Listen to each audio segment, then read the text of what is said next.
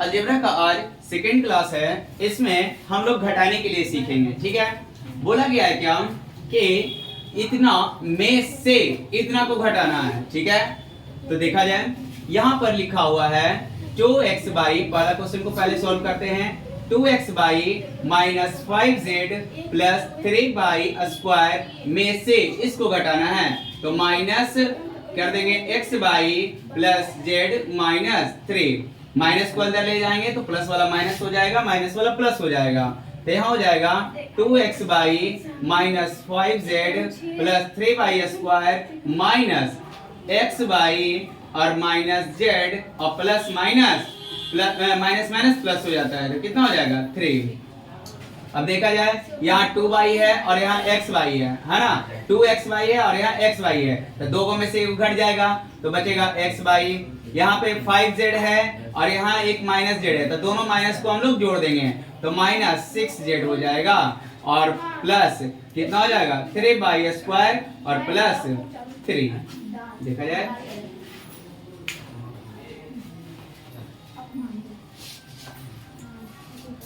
Note किया जाए।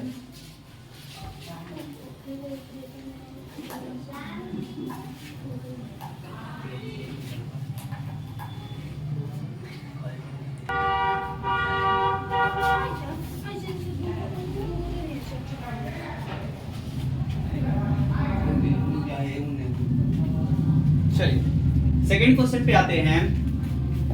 Second question को सॉल्व करते हैं, तो यहाँ लिखा हुआ है वही क्वेश्चन है, इतना में से इतना को घटाना है। ठीक है, तो वही प्रोसेस से करेंगे, तो लिखेंगे क्या 12a माइनस 9ab और प्लस 5b माइनस 3 में से इसको घटाना है, तो इसको ब्रैकेट में लेना है, तो 4a माइनस 7ab और प्लस 3b और प्लस 12, माइनस को अंदर ले जाएंगे तो प्लस वाला माइनस, माइनस वाला प्लस हो जाएगा, तो यहाँ लिखा जाएगा 12a minus 9ab plus 5b minus 3, minus को अंदर ले जाओ तो माइनस 4a और minus 7ab, minus minus plus हो जाएगा यहाँ। ठीक है, माइनस 3b और माइनस 12। देखा जाए यहाँ देखो, यहाँ a वाला को एक जगह कर दो। ठीक है, तो यहाँ 12a माइनस 4a ab है, हाँ, माइनस 9ab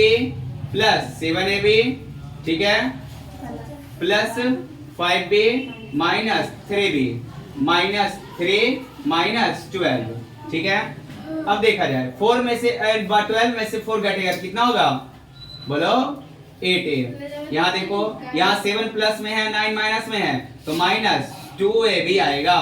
ठीक है, फिर प्लस कितना 2b और ये दोनों जुड़ जाएगा तो माइनस 15। देखा जाए, नोट करो।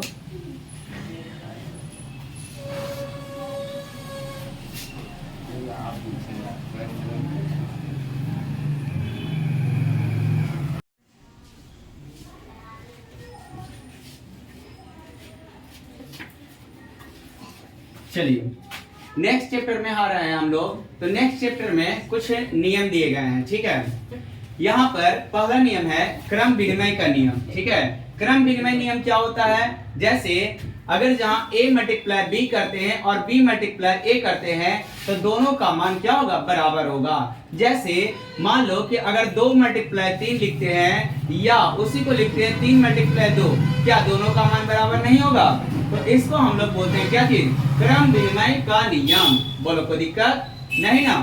उसके बाद होता है सहचर का नियम।